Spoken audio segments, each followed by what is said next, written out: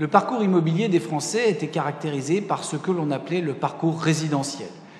Il a subi malheureusement depuis 2 ans, 3 ans, à travers la crise économique qui a frappé l'ensemble des Français, un coup d'arrêt brutal.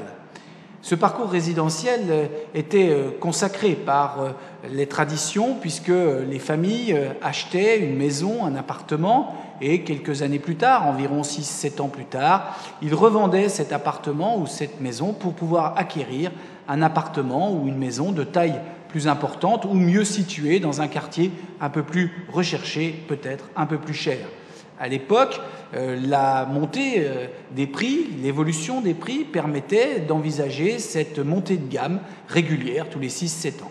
Malheureusement, la crise économique de 2008-2009 a interrompu ce parcours résidentiel et aujourd'hui, le parcours immobilier des Français est impacté par un certain nombre de difficultés. Le notaire est le professionnel de l'immobilier.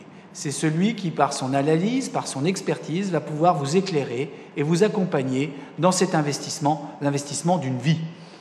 Le notaire établit un acte authentique qui sécurise vos projets, qui sécurise aussi bien le vendeur que l'acquéreur.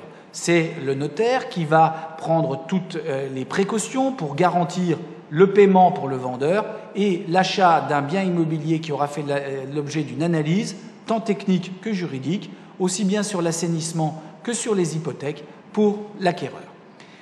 Je crois aussi que le notaire va pouvoir, au-delà des pressions fiscales qui existent, vous permettre de vous projeter dans l'avenir de cet investissement.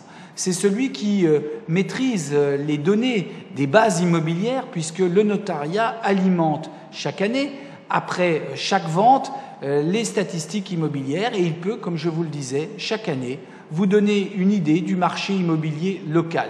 Je vous souhaite donc de participer à ces rencontres notariales avec un esprit d'ouverture. Je sais que vous retrouverez chez les confrères qui vont vous recevoir l'écoute, l'attention que vous méritez et je vous souhaite une bonne journée.